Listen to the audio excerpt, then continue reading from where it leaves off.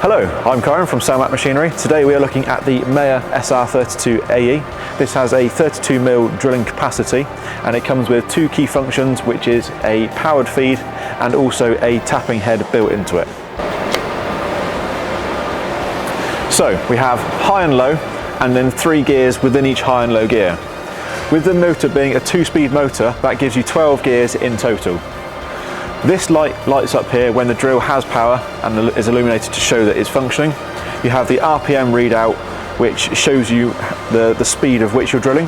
You have the off button, the on button, the emergency stop, and then this light here lights up when the drilling or powered feed function is active. You have the interlocking switch here, which cuts the drill out when the drill is running. You have the depth stop here, which allows you to control the depth to which your drill goes to. And then you also have your LED light here to illuminate your workpiece. So this is your main isolator switch for on and off. For the drill, you have your 2-speed motor, the control, so you have your first speed, which is a slower speed, and your second speed, which is a higher speed. You also then have a high speed reverse, and then a low speed reverse. When the toggle is in position 0, that's in powered feed, and then when you switch it over to the other side, when it's in the 1 position, that's in tapping mode. Then you also have your coolant switch in on and off as well. So we'll be putting the drill into low speed, and to do that you want to activate the interlock switch on the safety guard. You also want to press the emergency stop so that nothing can happen. Then you want to just hold onto the chuck whilst you select the low gear, and you just give it a little wiggle to help it into the gear. And then secondly with 1, 2 and 3, we're going to select gear 3. Just give it a little wiggle. And then you can shut the interlocking switch, reset the emergency stop, and then press go. And you'll see on the graph we're at 125 revolutions per minute. Stop the drill. You can then change it over on the 2-speed, and that will then go straight to 250 revolutions per minute as shown on the graph. So to eject the chuck, you want to open the interlock switch and activate it. You want to press the emergency stop, pull down on the handle ever so slightly.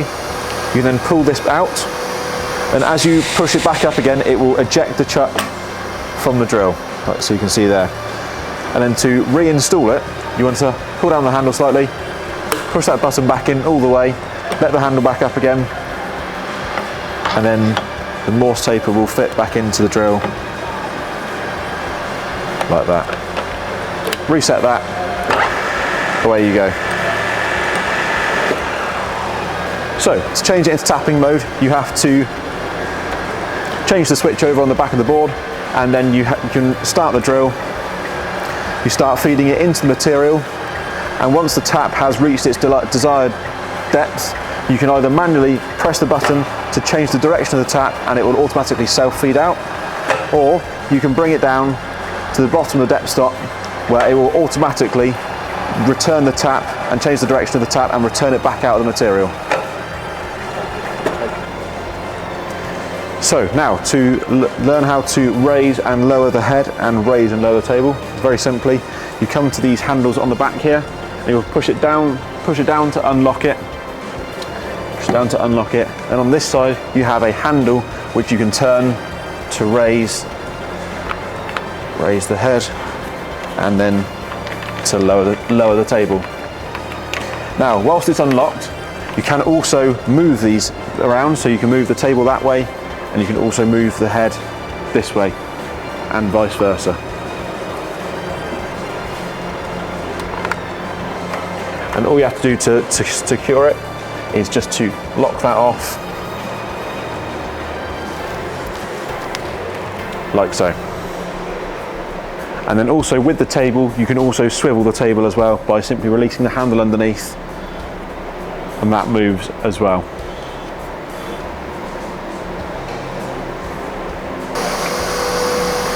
These 3 here are the options for the powered feed when you have it in that mode. So 0.1 millimeters, 0.3, 0.2.